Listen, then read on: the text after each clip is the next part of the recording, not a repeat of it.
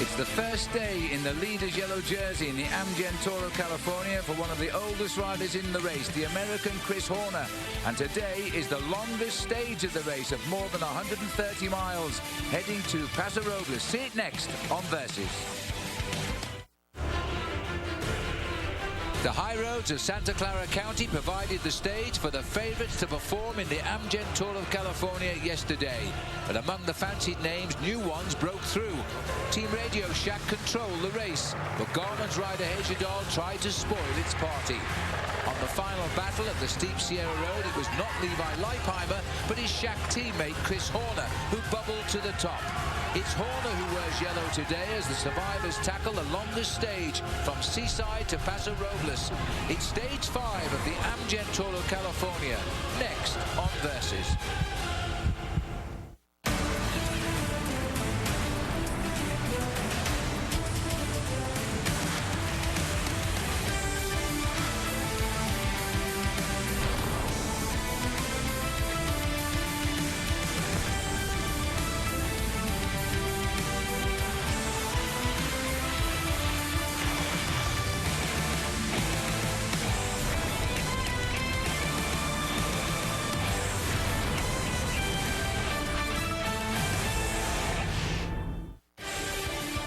The start today at Seaside on the coast near Monterey. The riders facing up to their longest day in the saddle, a massive distance of 135 miles. This is about the best view they'll get of the ocean because they go inland today on a rerouted stage after rock slides stopped us using the Pacific Highway. We'll finish in the shadow of the Paso Robles Hotel, which burned down in the 1900s. It's been rebuilt. The crowd is ready now to welcome the tour.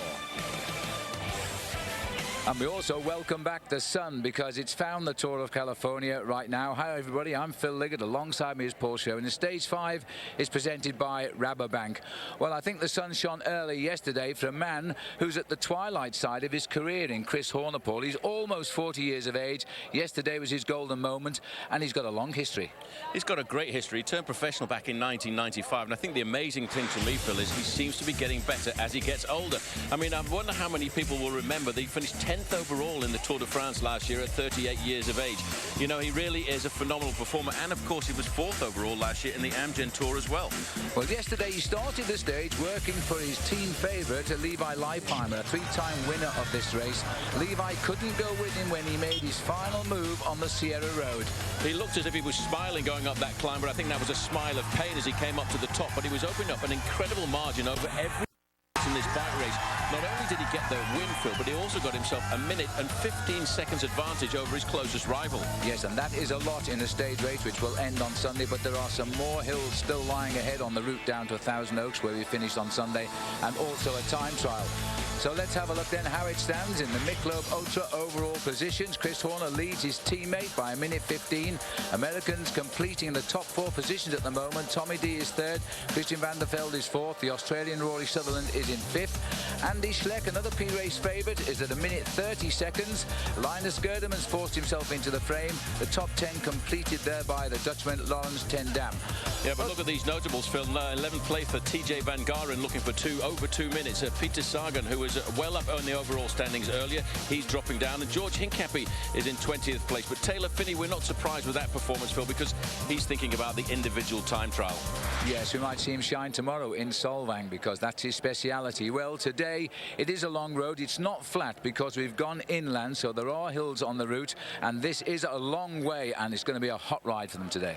A very long, hot day in the saddle. I don't think they'll complain too much about the weather conditions, though, Phil. So if we look where the riders left, and that was this morning, they left from the town of Seaside. In the early part of the race, as they go through Carmel Valley, it's very difficult, and I would have to say extremely lumpy. But once they get through Greenfield and the sprint point and down towards King City, it starts to get just that little bit flatter, and maybe once again we'll set ourselves up for a big bunch sprint for the men who are the warriors of the road. Well, I really thought that tracing was never going to end. It is such a long way today for the riders. They start at Seaside, just 25 feet above the ocean there, and then we go into the mountains. This is a rerouted stage days because around Christmas time the main Pacific Highway actually fell down and has not yet been reopened. But he's made a tough ride here. Let's have a look at the Rabobank checking the stats. 138 riders took the start this morning. 4 King of the Mountains along the route. 2 sprints as well. That's the second time the Amgen Tour of California has finished here in Paso Robles. The last time, 2009, when the winner was Mark Cavendish. Well, let's have a look first of all at what happened down at Seaside. The Herbalife sign in here. Chris Horner, Levi Leipheimer coming in.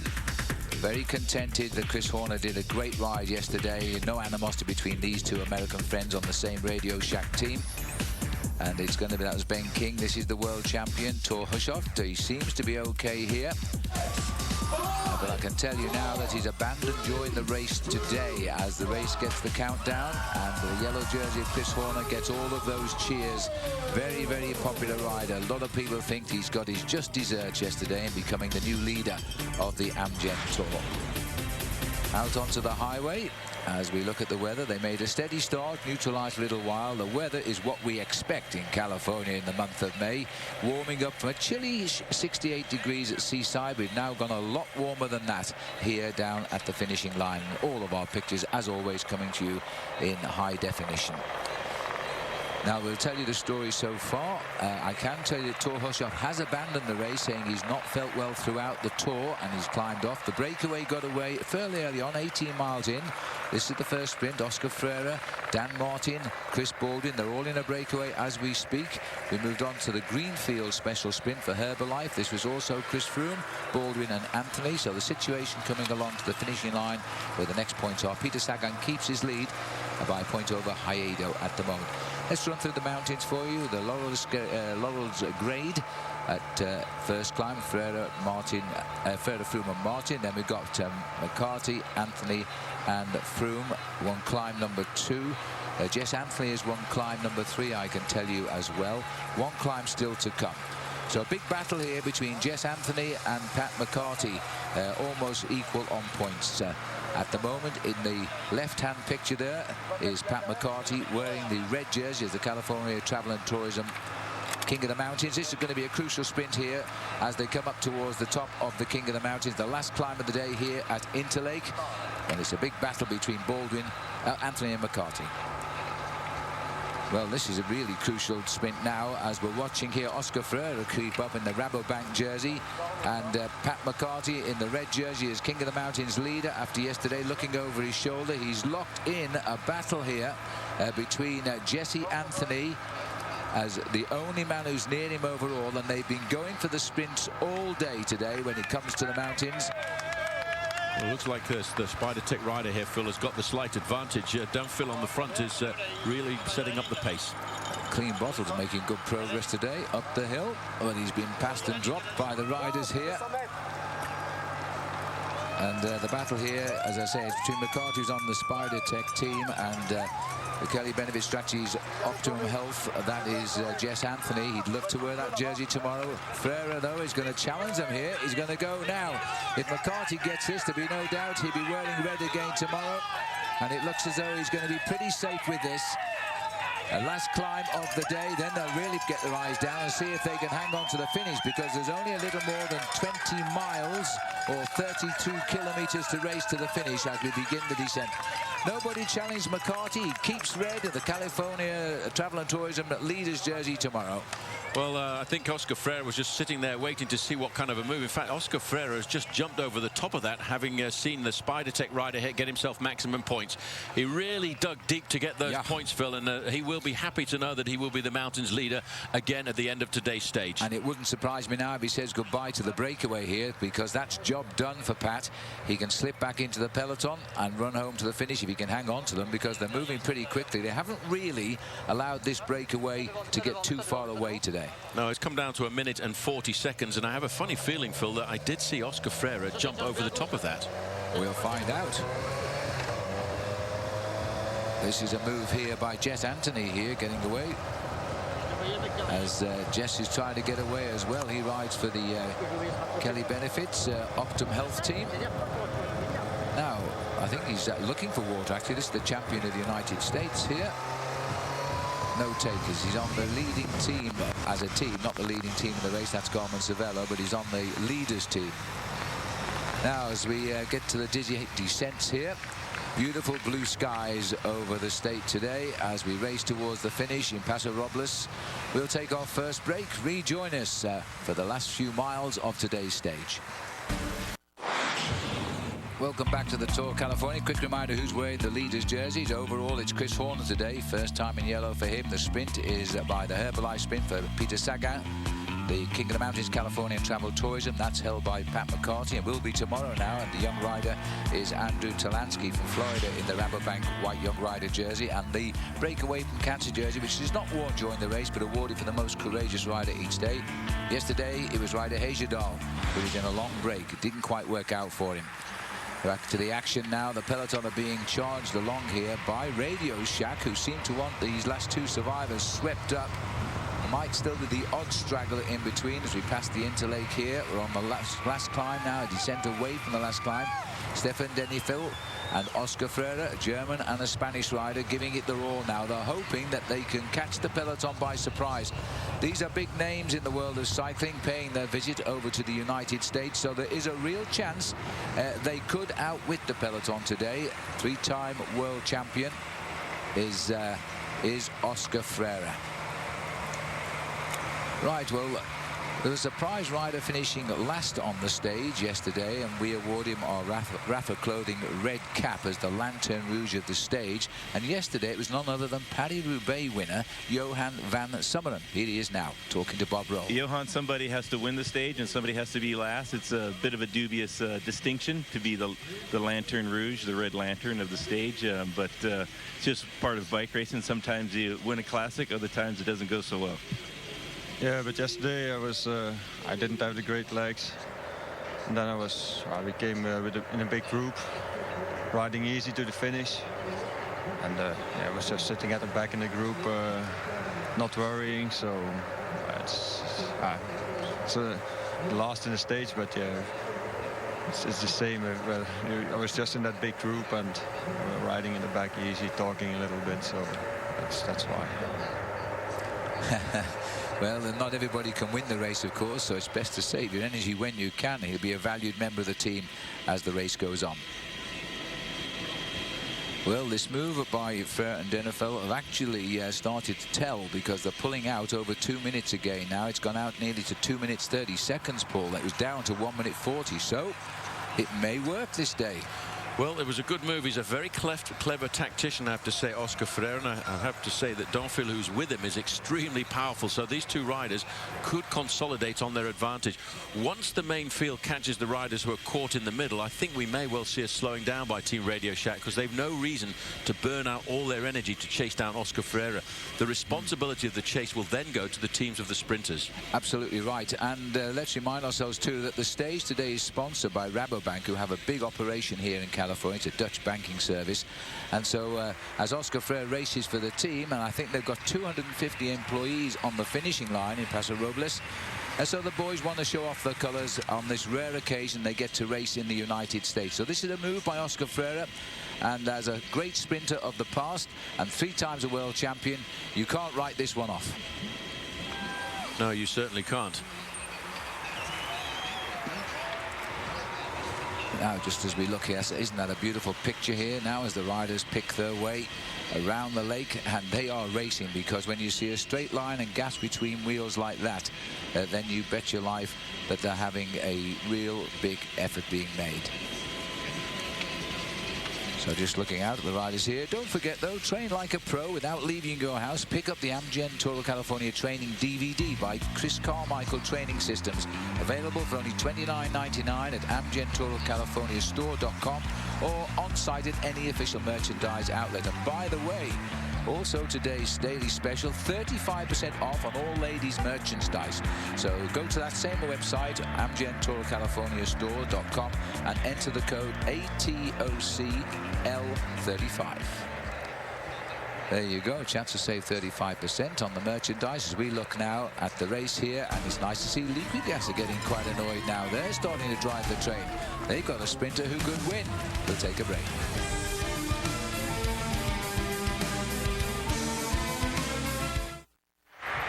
Yes, and there is Chris Horner there now, looking very, very happy with his work rate yesterday. His lead no longer in danger today, as long as he stays with these boys all around him.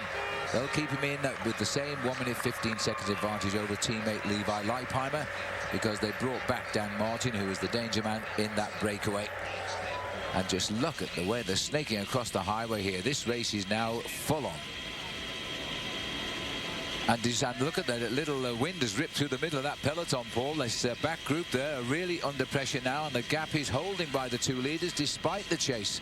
Well, that's exactly how it happens, Phil, when you're looking at a race situation like this. And in fact, the man going off the back is Jason McCartney. That's not really a surprise to me, Phil, because he's been doing a lot of pacemaking on the front end of this main field. But all of a sudden, when the door opens, when the gap opens, you get popped off the back like this. Yes, if you lose the wheel in front and you're in trouble, then you're not going to get back unless there's a sudden easing of the pace. And at the moment, I don't think this pace is going to come down at all. Now, this service car here will be called out of it, because when there's gaps in the peloton like that, they won't allow any vehicles in between the gaps. Yeah, the position of the cars is controlled by the race referees, who allow the cars to go forward and go past. Once there's a gap of over a minute between a leading group and the main field, the race officials will allow the team cars of the riders in that breakaway to go past the main field and get up to the breakaway group. Levi Leipheimer looking comfortably there. And of course, this team, I think Garmin Cervelo, Phil, are going to be very, very aggressive over the next couple of days, because they've got 4 riders placed up in the top 10 overall. Now, good work, Leighton. It really is difficult here, but the Radio Shack boys did it yesterday. You know, we spoke with Chris Horn afterwards. He said he instructed the team to race and suffer and hurt themselves and absolutely give everyone a real rough ride before the finishing climb. He said the team were perfect, and he finished it off just as he promised. Yeah, I was actually talking to him last night, Phil, at a reception, and in fact he said the team manager came up alongside him. The team manager was concerned that they were riding much too hard, and although Chris raced in the early part of his career for the Française des Jeux, the manager who he has now at Radio Shack, Alain Galopin, looked after him at the time, and he just looked at Alain Galopin and he said, look, trust me, I'm having a great day today. Yes, and I think Galopin responded later by coming alongside him and said, you're doing only what Eddie Merckx could do when he raced in his day. It was an absolutely outstanding performance by Chris Horner yesterday. Hindsight will tell us, was that the winning move of the whole week? But there are big challenges ahead, especially Mount Baldy and the time trial. Well, I'll tell you one thing, this is starting to look like a possibility of the breakaway surviving on a day like this, because Donfil here from Austria and Oscar Freire, Phil, are looking at an advantage of 2 minutes and 15 seconds over the main field when it came down to 1:30. Yes, but it was out to 2:42, so I guess we've got a slight reverse at the moment. Okay, well, this is for the cycling fans all out there. Head over to the AmgenTourOfCalifornia.com. Check out the new bike map. This is sponsored by SRAM, and enjoy all the technologies. Every stage is a fight on the open road. Determine whose technology is smart, tough enough to deliver the Amgen Tour of California. Stop by daily for in-depth tech features and a glance at our leaderboard as we reveal who makes the world's best racing components: wheels, pedals, and frames. So just looking now at the area around the highway here as we head down towards Paso Robles. There's still a real chance this peloton will close the gap, but it's going to be hectic for the next few miles if they're going to, and they're hurting the back of the field. We'll take a break.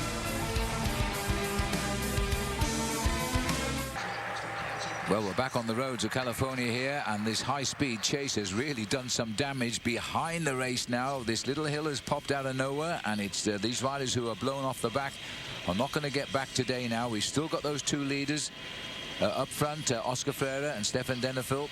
This is where we are at the far right of the picture now as we're getting into rugged countryside, undulating all the way down to the finish in Paso Robles today. This is the longest stage, and they have not hung around at all. In fact, we're way ahead of schedule today. We've only got 12 miles to go to the finish. This is Oscar Freire now giving it everything.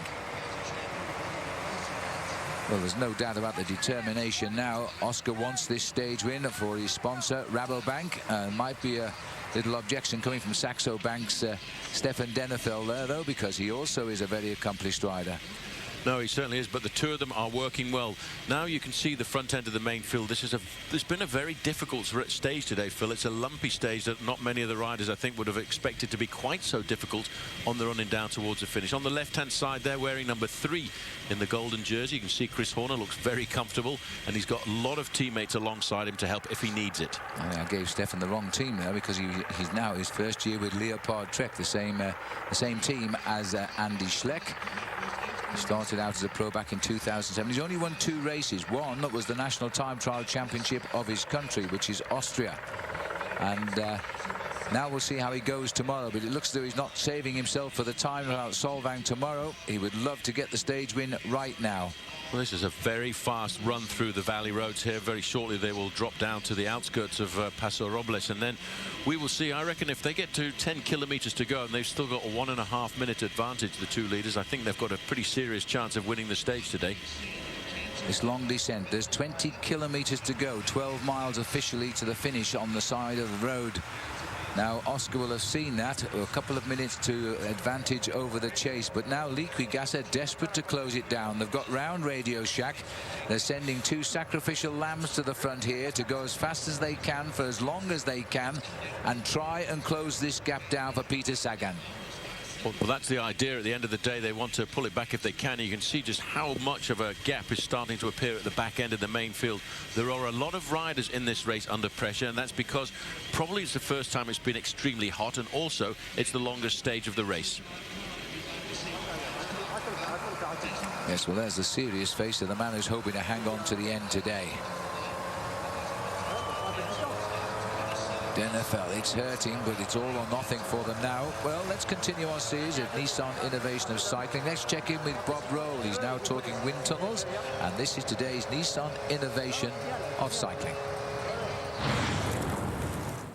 I'm here with Robbie Ketchel, the Director of Sports Science for the Garmin Cervelo Squad. He has a product that's so innovative, there's only one of them. It's called the Bat Box. Robbie, walk us through this. What exactly are we talking about?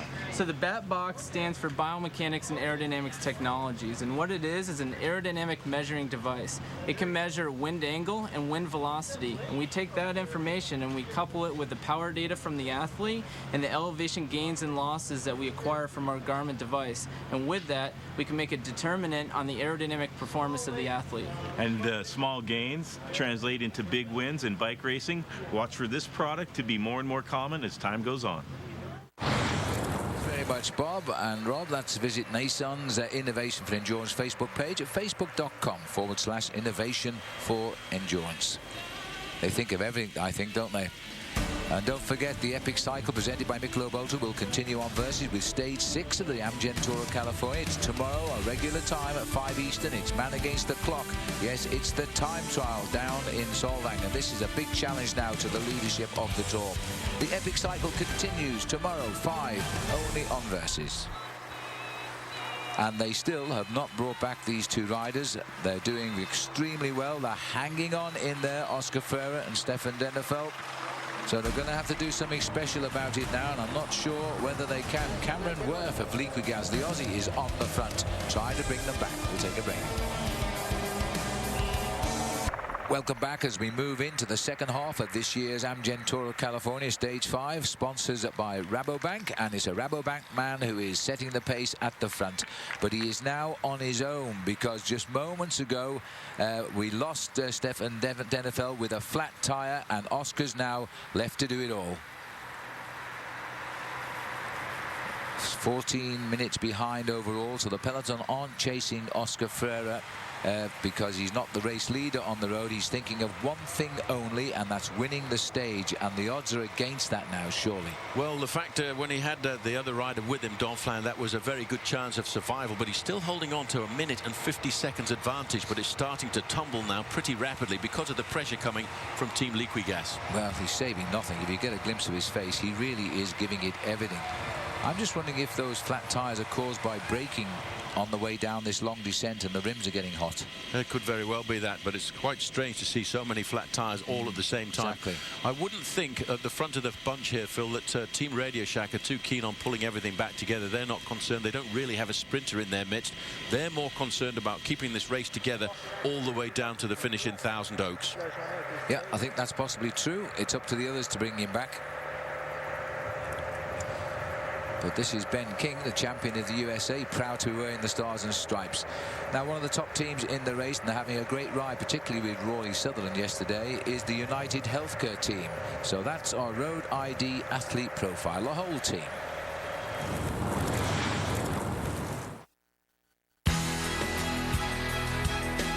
Rory's our team leader.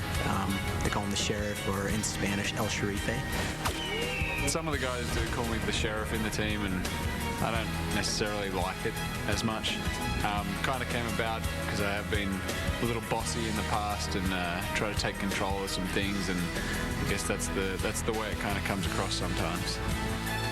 Rory Sutherland is sort of our main GC rider for the team, so he's going to be looking to be the best placed rider on the overall classification at the end of the race. I do a little bit of everything. I can climb pretty well, I can time trial pretty well, and I can help out the sprints pretty well. He's a really talented rider. He's capable of podium here or maybe going top 5. So when you have a rider of that caliber, it's easy to focus and be willing to help him. The hammer was put down by number 4 there, Chris Horner, shadowed by Lance Armstrong. Here they're in the company of Rory Sutherland, the leader of United HealthNet. We had a fantastic tour last year. I was lucky enough to have good legs and be in the right positions at the right time and have the right motivation as well. Here is Rory Sutherland, gets second place. Finishing second at Big Bear was, it's kind of bittersweet. Second place is a wonderful thing, and it's a fantastic to be on the podium for our team and for me personally. But obviously that victory is something that's been eluding me previous years. It helps me fight for this year even more to make that extra step forward. This year it's a different tour, it's a different group of guys, and hopefully we can expand on that as well. I think we have the ability as a group, as a team that we have, to get on the podium in the overall, be it me or one of my teammates. If we get Rory in a top 5, maybe even a podium position, we can walk away from this race and say, hey, we've done a good job.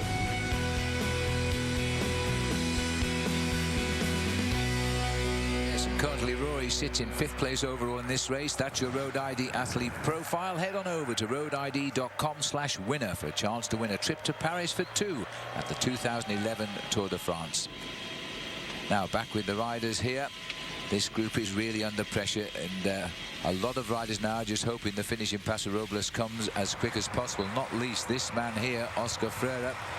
There's Eric Breukink, himself a former podium finisher in the Tour de France. He's just going to shout Eric on all of the way here. 4 career Tour de France stage wins for Eric and 3 World Road Race Championships. But right now, he just wants a win here in Paso Robles. The gap is coming down, but it's not exactly tumbling down with only 6 miles to go. 1.5 minutes he has as he races towards the finish. There we are. We're waiting for the riders to come in now. We're ready for the arrival. Will it be the bunch or will it be Oscar Freire? We'll come back with all of the action to the finish.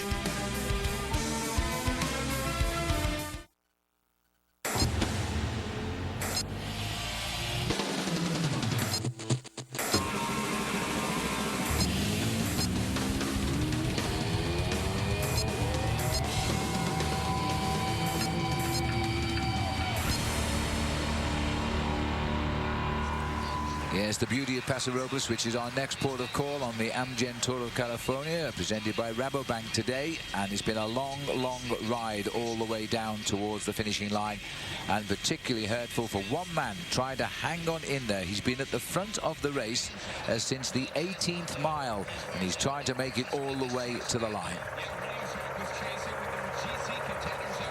Now, HTC, of course, they would like to finish off with a win today, Paul, because they literally, their team is headquartered just down the road from the finishing line. No, it is San Luis Obispo. We're actually in San Luis Obispo County at the moment. There's Oscar Freire. It's always a bad sign. Well, you know that 1 minute gap, Phil, is no longer 1 minute. No, it can't be. It's about 40 seconds, if that. If Oscar Freire, I don't think they're going slightly uphill at the moment, as you can see by the jagged line. This is hurting Oscar. Well, there is a terrific image of a man giving 110% to win today, and he's been in the lead, Paul, since the 29th kilometre today, and this is a ride of 217 all out. Well, it's now there's a crash at the back again here. There's lots of riders touching wheels. The 2 riders gone down there from BMC. That's Brent Buchwalter's gone down there with Jeff Lauder. Yep, Jeff Lauder and Brent Buchwalter. I don't know whether they hit each other there. We might see that again here. So, well, I think it was Brent went down first. The rider from Bristol went down. We've also lost Ben Jacques-Mains today, unfortunately. That's Andy Jacques-Mains who's just come down, and poor Ben has gone out with a broken collarbone a few hours ago on today's stage. So this hasn't been a great day. Those 2 riders have been in the break every day of the Tour so far, and this is at the other side of the Tour for them. I think that crash there, Phil, really the question about that was really down to the fact that these riders are starting to get very tired after a longer, hot day in the saddle, and the reflexes start to go. This is Rubens Battagliato, who is being pushed off the game now.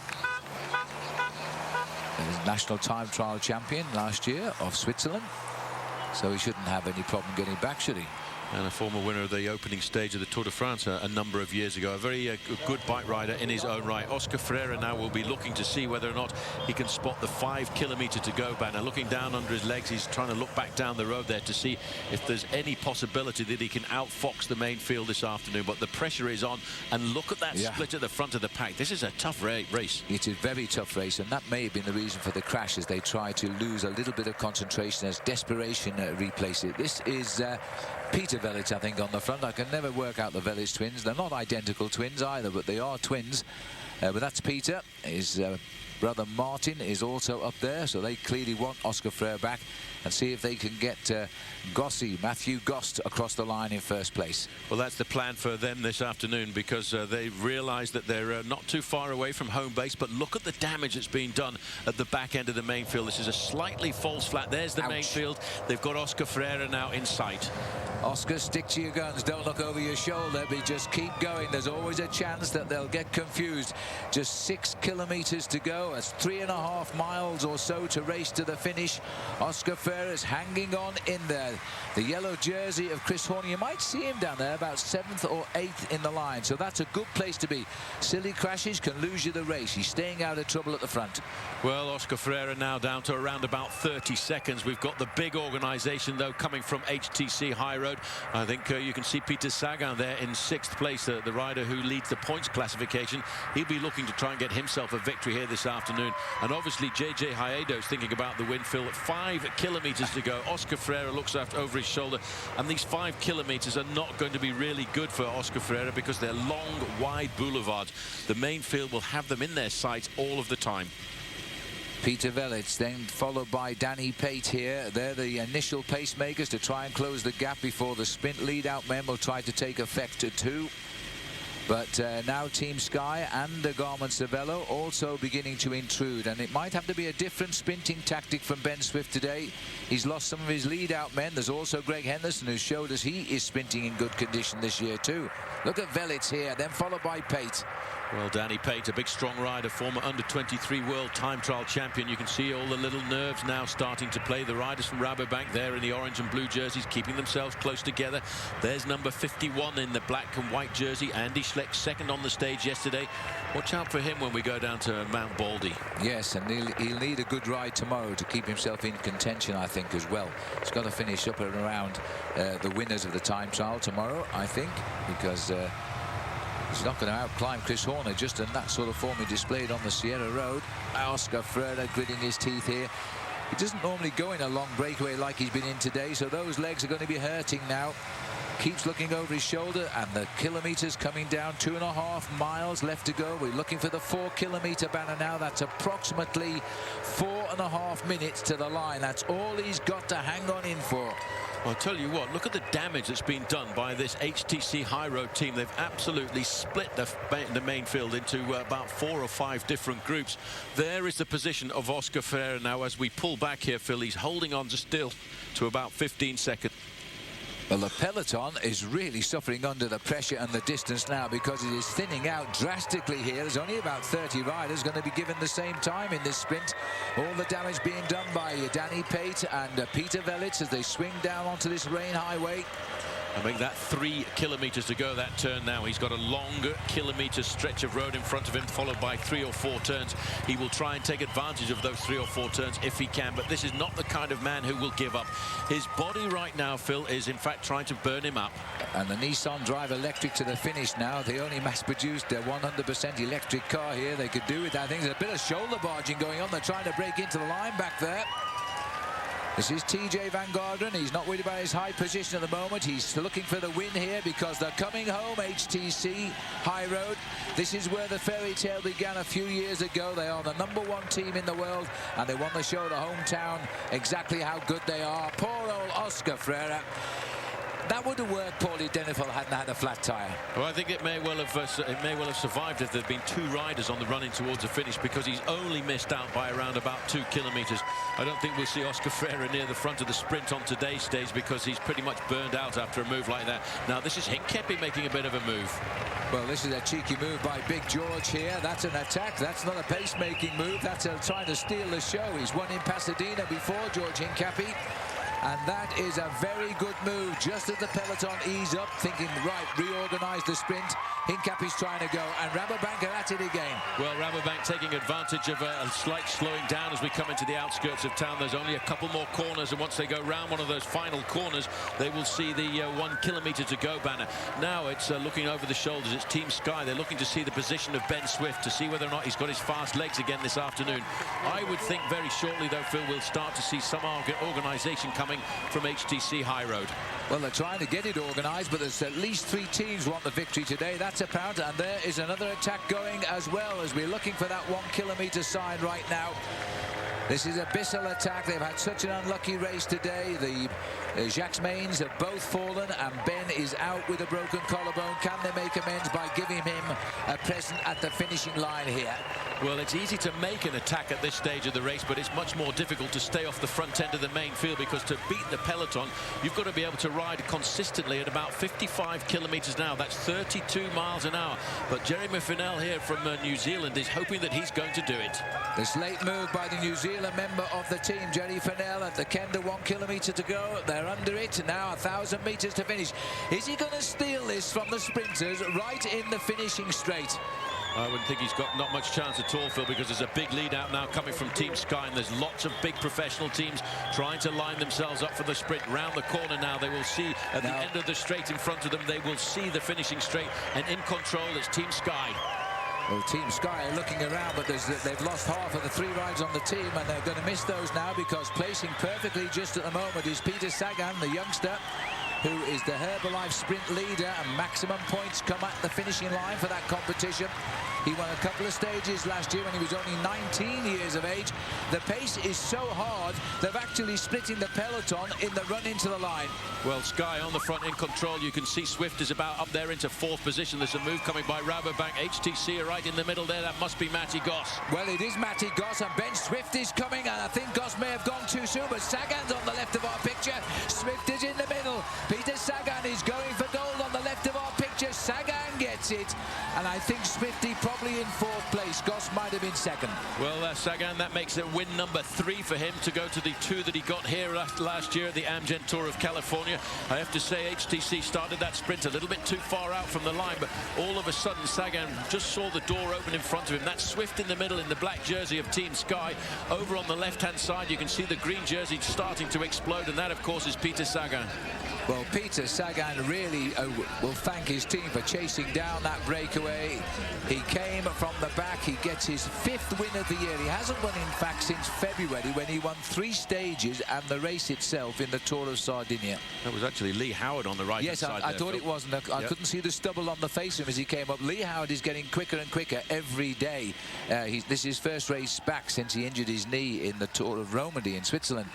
But he's looking stronger every day. He's just a little bit young, perhaps, against these guys. But then, hey, Sagan is 21 years of age.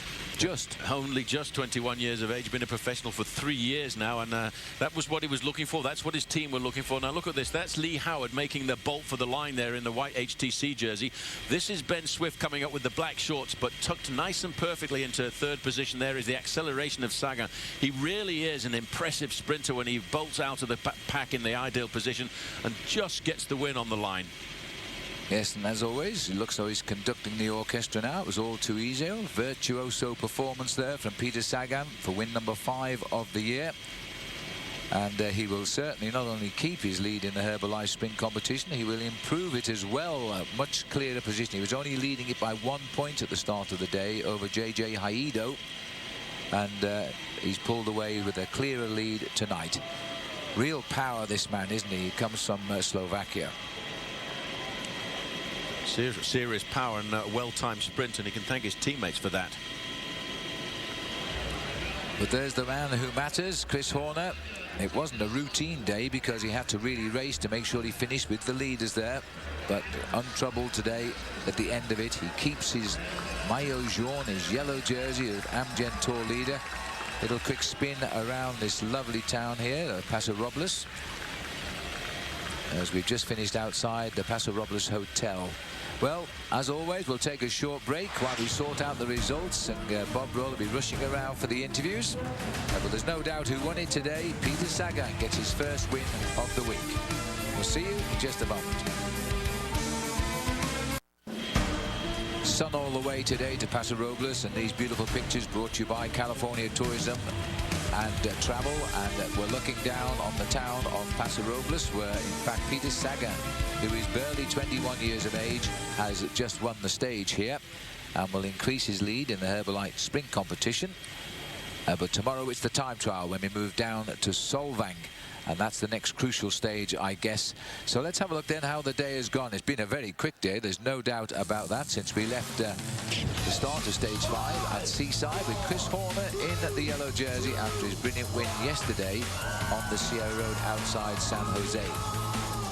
138 riders rolling away. On the way, we've lost a few riders with crashes today, like Gustav Larsson, Ben-Jacques Maine, Alex Dowsett, and Torhushoff, the world champion, retired feeling ill. Breakaway establishing itself, first of all, with 4 riders. Oscar Ferrer taking the first King of the Mountains at sprint number 1, Carmel Valley. Ferrer was in the thick of it. They didn't really contest it. Ferrer going through ahead of Dan Martin and Chris Baldwin in that order. Forward being chased by a group of some 7 riders, though. Onto the King of the Mountains, then 11 got together, but then it all went wrong at the end. But in fact, Pat McCartney had done enough on that last climb. He keeps the lead in the King of the Mountains. This is the second sprint at Greenfield. And again, they weren't interested. Chris Froome was on the front when they crossed the point there.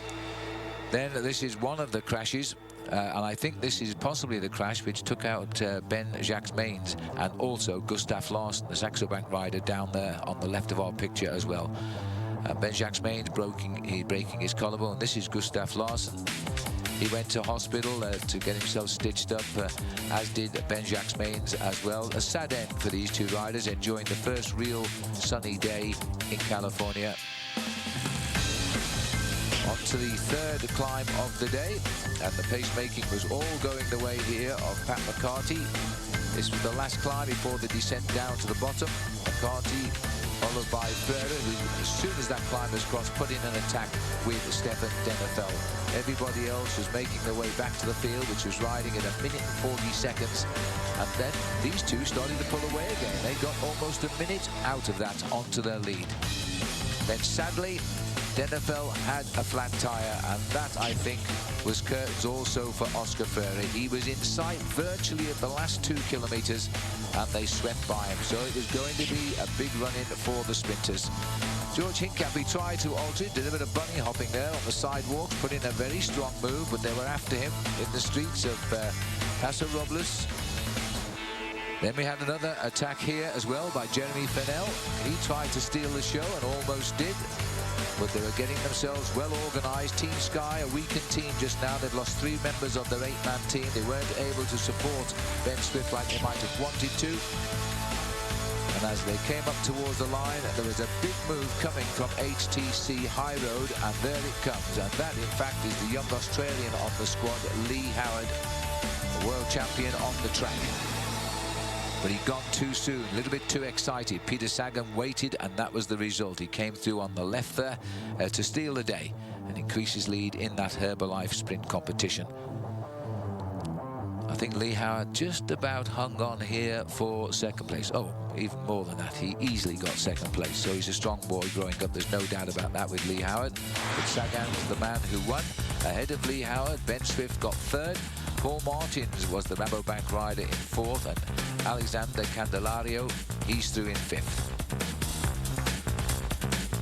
A bit further down here, Taylor Phinney, he seems to like finishing in eighth. He's had 3 8s out of 4 attempts in the sprints. Frank Pipp 9th and Alexander Gottfried in 10th place. They're the top 10. I'm not sure whether the computer can give us... Oh, he can. Chris Horner, the lead of the tour, same time as the winner. That's all that matters to Chris. He keeps his jersey with the same time gaps for tomorrow. Tommy Danielson, he'll stay on the podium positions as well, finishing 13th. Christian van der Velde will stay 4th overall, too. All this league group given at the same time. Rory Sutherland, he will stay in 5th place. Now I'm hearing that Bob Roll has now got hold of Chris Horner, so let's hear what Chris has got to say. Bob. Chris Horner talked a little bit about the emotions of leading the Amgen Tour of California as a domestic rider, as a man from the United States. Oh, it's always a fantastic feeling to be in the yellow jersey, and throughout my career I enjoy it. And was today's special day to be in the leader's jersey of this particular race? Oh, absolutely. Tour of California, Amgen Tour of California, it's a fantastic place to have the leader's jersey, and certainly with Radio Shack here and such a force with sponsors and stuff, it's a great time to be in the jersey. Seemed like a pretty hard day today, considering it was theoretically a day for the sprinters, but the peloton came to pieces there in the finale. Yeah, absolutely. At one moment, we're coming down to the finish, less than 10K to go. All the sprinter teams swarm around me and Levi, and we back off because, okay, no problem. I don't need to be there anyways. But we've got one little hill there, and HTC punches on the hill. Like 10 guys are going away. And so after that, I didn't let any sprinter teams in front of me again. You had to close a couple of gaps there in the last couple. Yeah, Levi closed it for me. It was fantastic. We were going up the climb, and all day I had Dimmy looking after me, and of course, you know, the guys riding on the front all day.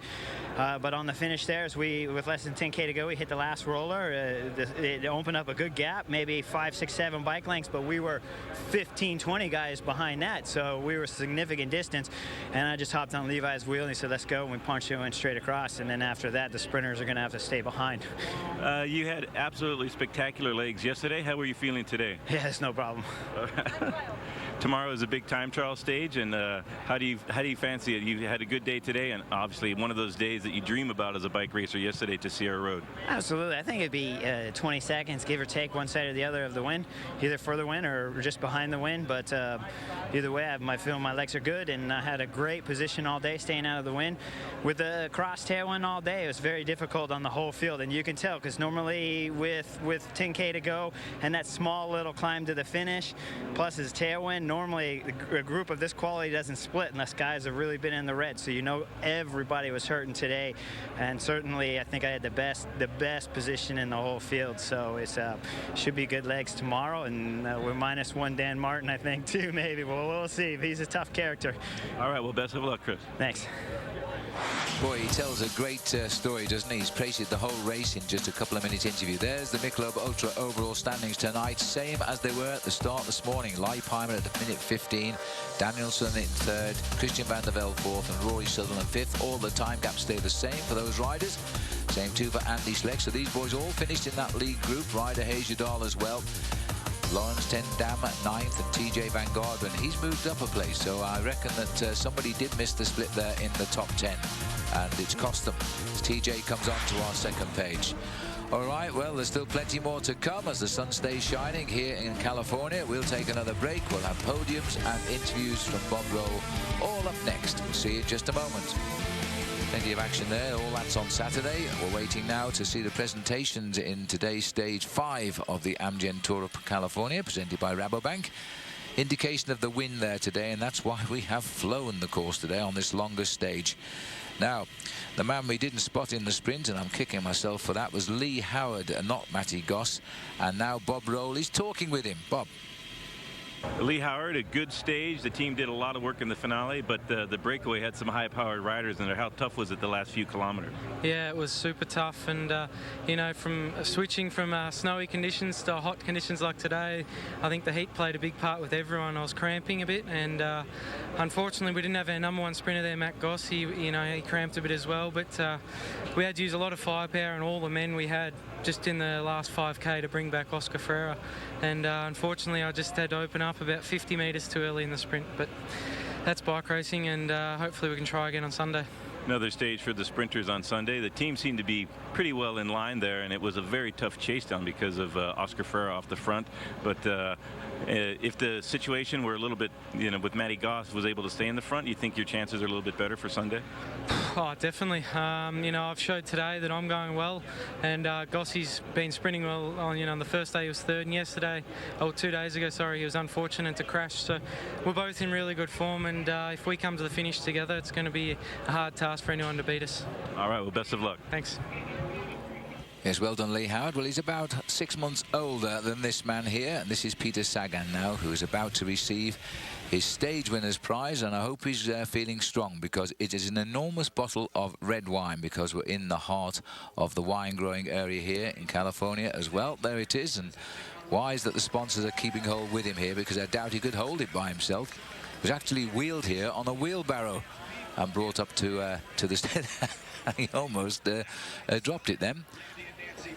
This young man, though, gets his first win. He won 2 stages last year, plus the sprint competition, plus the best young rider competition. He's right in the mix again to repeat on what he did last year. He will pull on the green Herbalife sprint jersey as well. He's increased his lead in that.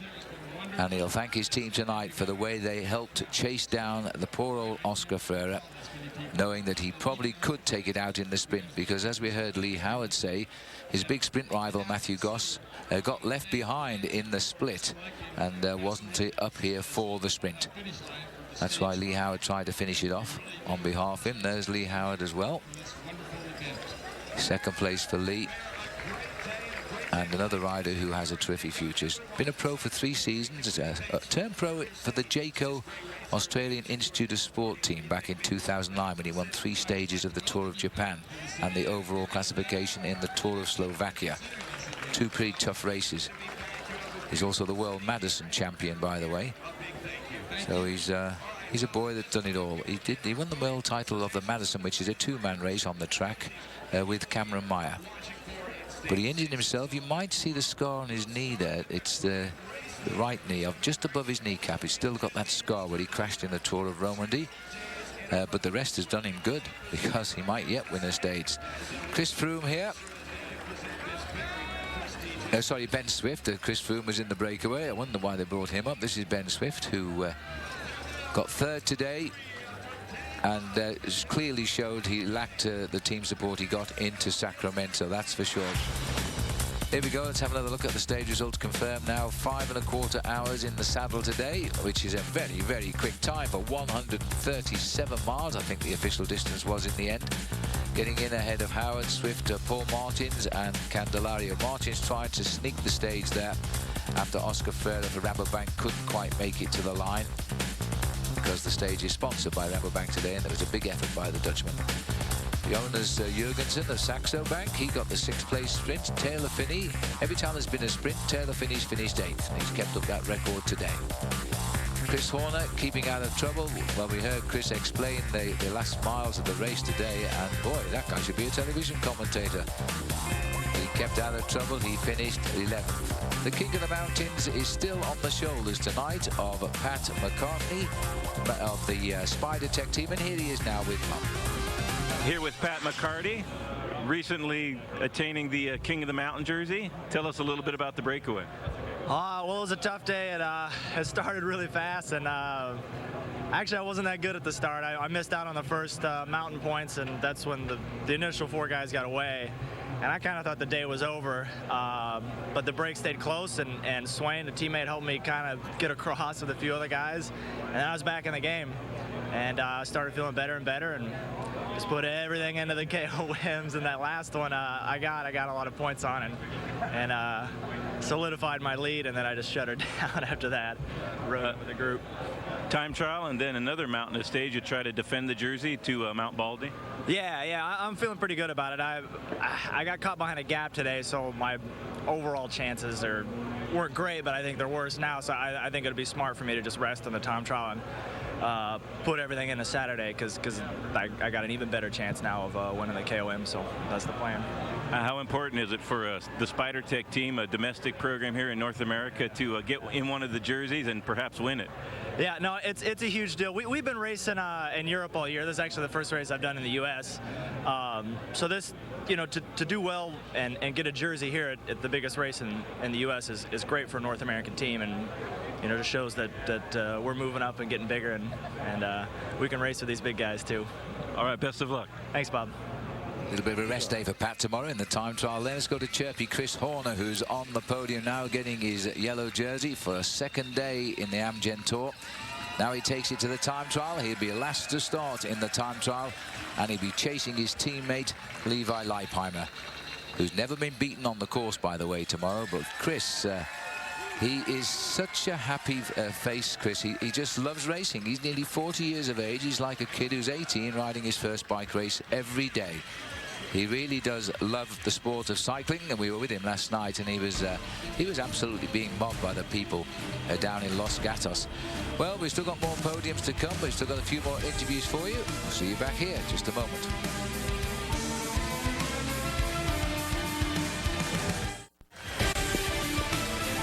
Welcome back. Long day today of nearly 139 miles officially as we gaze out across San Luis Obispo County here, the home of the HTC High Road boys, and they tried to win today and they finished with a second place. Let's have a look then at the award for the King of the Mountains here, sponsored by Californian Travel and Tourism. He won it yesterday. He had to really fight to defend it today because he's got a real contestant up against him in Jesse Anthony. But he's increased his lead at the end of it all on the very last climb of the day. McCarty just hung on in there, won the last climb at Interlake, and then went back to the peloton. Job done. Tomorrow he gets a sort of a day off. He only has to ride the time trial. There's no mountains there, but Saturday will make up for the loss of tomorrow as we go up to the finish on the top of Mount Baldy. And then the journey around Thousand Oaks is also a very, very undulating circuit indeed. Good result this for the Spider Tech team as well, the team which is managed by the former Maillot Jaune of the Tour de France, Steve Bauer, and he really is bringing these riders on well.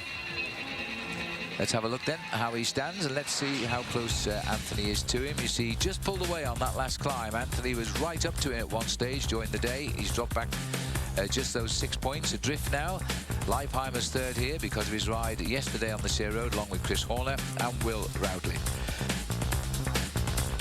Well, I think we can join Bob Roll again now because he's found the stage winner, Peter Sagan. I think, Bob, you better practice your Italian. Let's go. Peter Sagan, congratulations on the stage win. Very difficult chase for the team, a high-powered breakaway rider.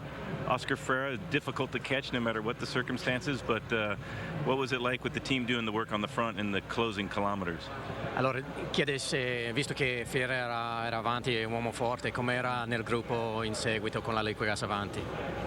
Sì, allora tutta la tappa ha tirato Radio Seg e noi, Liquigas, che non deve, devo dire grazie per tutta la squadra, perché senza loro sarà impossibile vincere. Poi devo dire grazie anche per Cannondale, perché sono molto buone bici. Poi sono molto contento che oggi potevo vincere, anche sono contento che così posso dire grazie alla squadra. So yeah, with Freire out front, you know, it was really Radio Shack and Liquigas Cannondale out front chasing. So he really wants to give a big thanks to his teammates because without them, the victory would have been impossible. And he'd also like to give out a special thanks to Cannondale for the fast bike as well. It seemed like a very difficult finale. The closing kilometers were very tough, and it put a lot of the sprinters under a tremendous amount of pressure. Do you think that was the difference in winning the stage today? Chiede se ha fatto la differenza il fatto che gli ultimi chilometri erano così veloci che ha fatto fuori qualche velocista in più. Allora penso che Matthew Goss è saltato via e poi anche Usoft non era davanti, e poi Hausler che Henderson, tirato volata per compagno.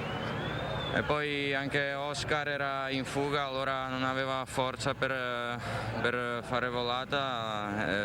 Sono contento che potevo vincere oggi. Says he's really happy he was able to win since Daniel Oss was out in the break and couldn't really pull the sprint for him. But he saw that Goss and Hushovd and were out of the group in the last little bit, and that probably helped him a lot, as well as Henderson pulling for his teammate as well. You had 2 stage wins in last year's Amgen Tour of California. You've added another. How gratifying is this one in comparison? Allora chiede per quelle 2 dall'anno scorso e questo qua qual è la più bella o come meriti questo? Allora secondo me era più bella vittoria lì a Big Bear, no? Sono contento anche per questo perché penso che era oggi tappa abbastanza impegnativa, anche lunga. Anche questa è bella.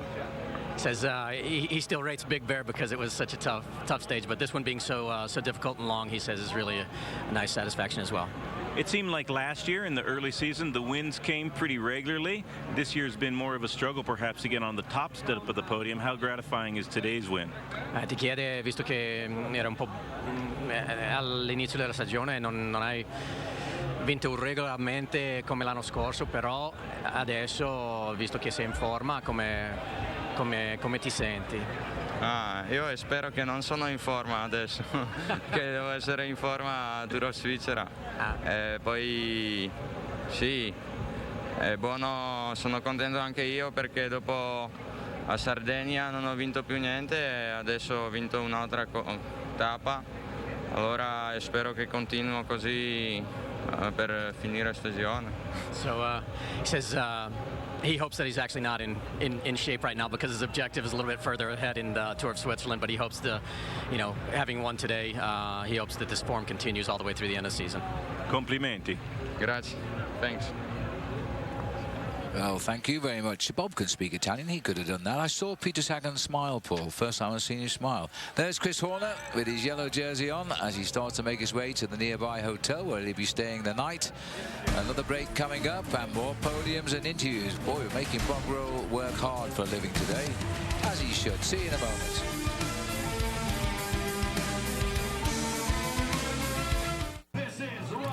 Welcome back.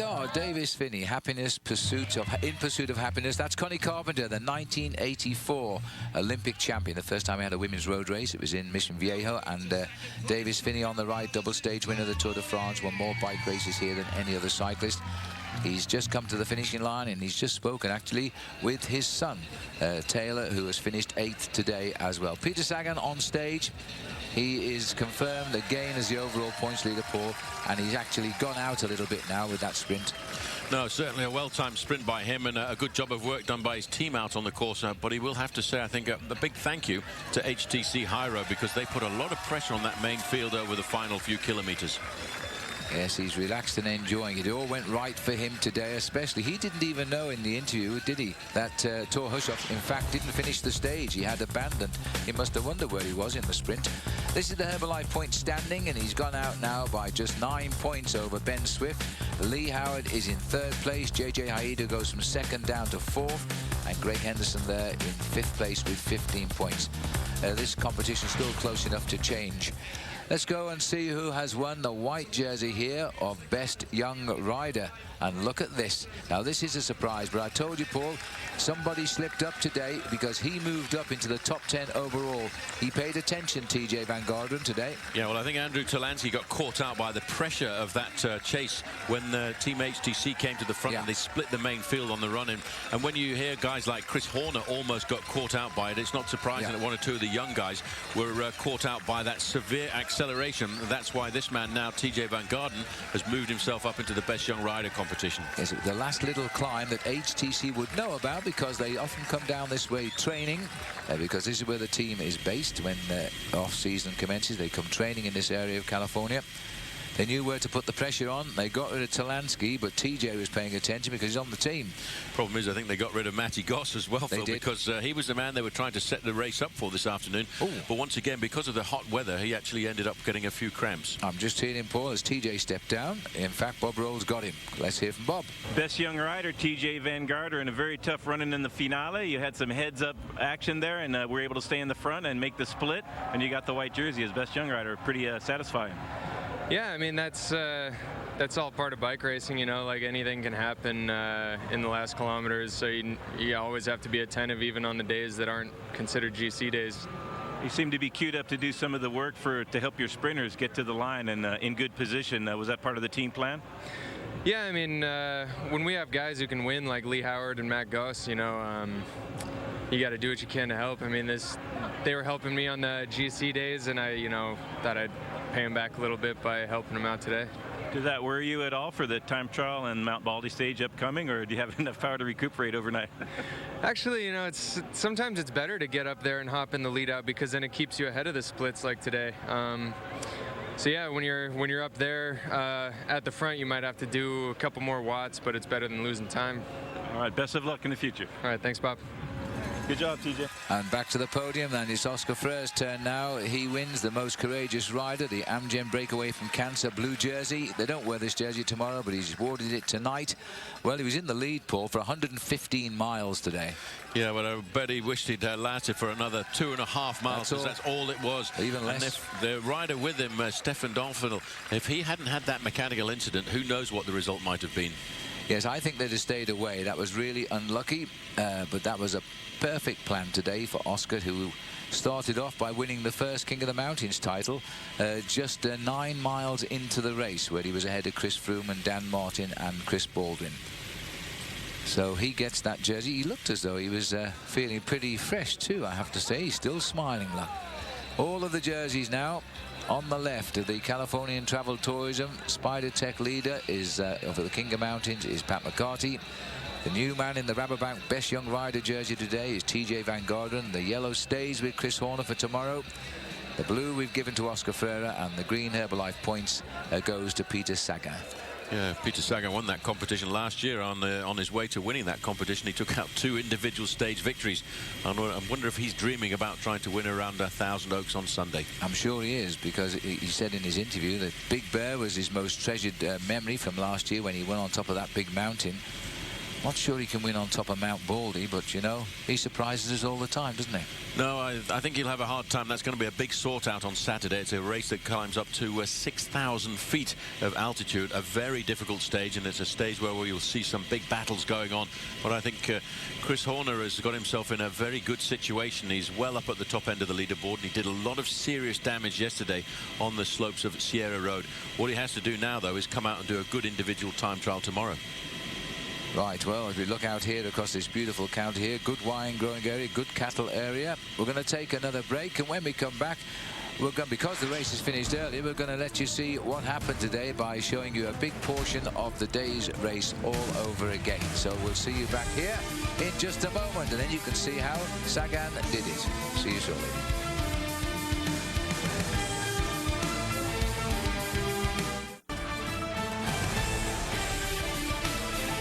Blue skies over the top of the race today as we come in from Seaside to Paso Robles. Just over an hour ago, Peter Sagan took out the stage. They went really quickly with a strong tailwind, and the road is now getting ready for a big party here in town. But one of the big moments for us is the cameras on the bikes, and we've got something special to show you right now. The Cliff Bar moment at the Amgen Tour of California, brought to you by the technology of GoPro cameras inside the peloton. Take a look at this. Well, it really is quite magnificent, and this gives us a real first chance to see what the bike rider's eye view is like in the main field. And we even got close enough to see a very nasty crash, and even our motorbike took off into the field. Yes, I don't blame you, because this is the crash that took out 3 riders today, 2 going to hospital in Gustav Larsen and in Ben Jacques Main. Jacques Main apparently with a broken collarbone, facial injuries, but not too serious for Gustav Larsen. The race goes on, the view from the back as the pace really picked up. Well, you can see from these on-camera pictures here, Phil, just how fast that main field was going this afternoon. That's why I think we had that little bit of an early finish on the Amgen's tour today. because, as you can see, the main field was generally stretched out into a big, long line for most of the afternoon. Yes, this was an incredibly quick finish. It really was today. It destroyed the hopes of Oscar Freire, just a mile and a half from the finishing line. And you can see just how attentive these riders have to be when they're riding this close together, even when they climb hills. Well, that's it. That's our Cliff Bar moment, brought to you by GoPro Cameras. GoPro, you in HD for your Amgen Tour of California moment. Go to meetthemoment.com. Let's have a look how they stand tonight. This is the Michelob Ultra standings. No change in the top 5 riders. So they go to the time trial now tomorrow as Chris Horner leads by 1 minute and 15 seconds. Tommy Danielson 1:22, Christian van der Velde 1:29, and Rory Sutherland, he can ride a time trial, by the way. He is there at 1 minute and 30 seconds. Paul, we're going to the lovely little town of Solvang tomorrow, but the time trial is not easy.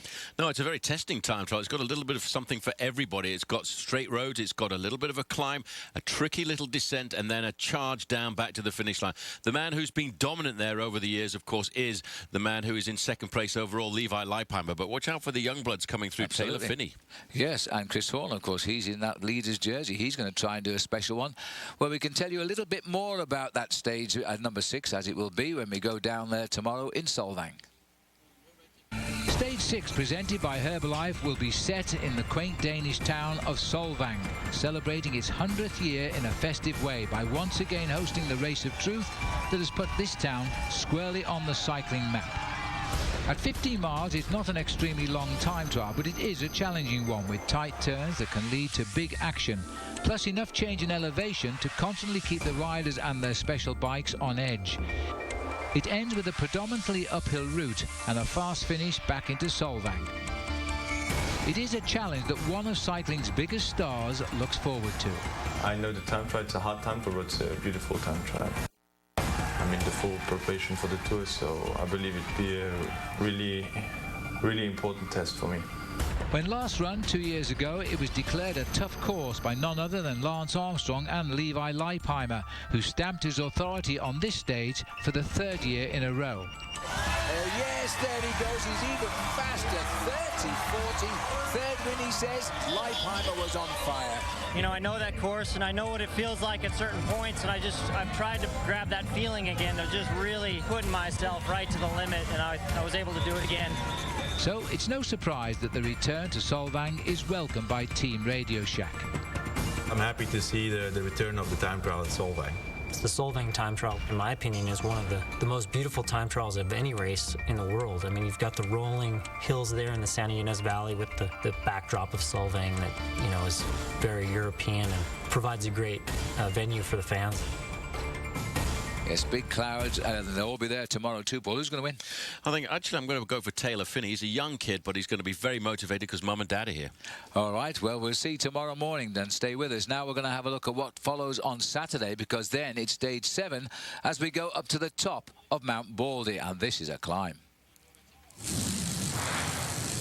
I think the finish on Baldy is going to be epic.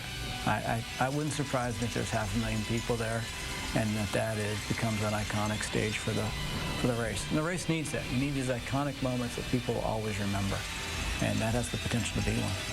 Which is a high altitude and it's steep, and in my opinion is worthy of a Tour de France stage, a big stage in the Tour. A glance at the day's topography show the brutal nature of the day and how the make-or-break summit should splinter the peloton into many pieces.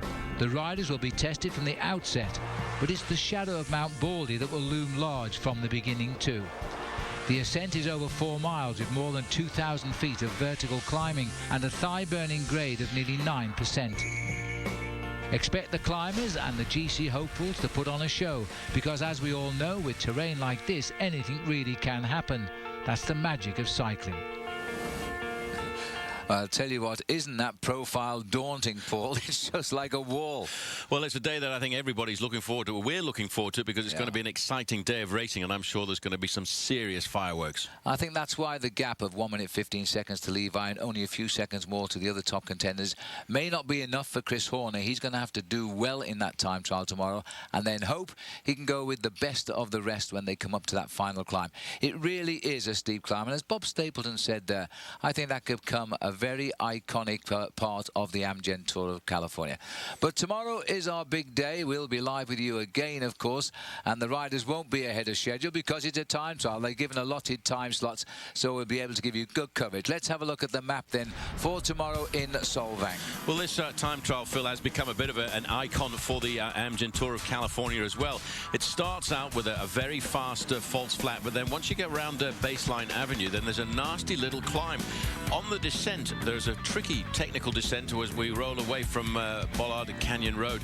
Then the final climb of the day has the riders plunging down to the finish line in Solvang. Yes, and there's the profile. It's a difficult profile for a time trial because it'll help to destroy the rhythm of the weaker riders here. They've got to get into that. Levi Leipheimer loves this course, and so too does Andy Schleck. And we finish at 492 feet. Don't forget tomorrow, well, tonight, first of all, we'll re-air Stage 5 at 11 p.m. Eastern Time. Tomorrow it's Stage 6, the Solvang time trial, coming at our regular time of 2 p.m. Pacific, 5 p.m. Eastern, and Stage 6 re-air tomorrow evening as well. Well, as we say our farewells to Paso Robles, for a full schedule, please log on to NBCSports.com, and we hope that Ben Jacques-Mains is okay now he's had his collarbone fixed up in hospital. Thanks also to Rafa for the official sportswear. He's the partner of the 2011 Amgen Tour of California. Up here next on Versus, it will be Game 3 of the Stanley Cup Conference Finals as the Boston Bruins take on the Tampa Bay Lightning. They're tied 1-1, so somebody's going to go one in front in a few minutes' time. Well done today to Peter Sagan, one of the youngest riders in the race. He produced that electrifying sprint. And let's remind ourselves too, at last, the sun came out all day in the Amgen Tour of California, and that's the way we hope it stays now, all the way to Sunday and the finish in 1,000 Oaks. From all of the team here in Paso Robles, it's goodbye until tomorrow. So long.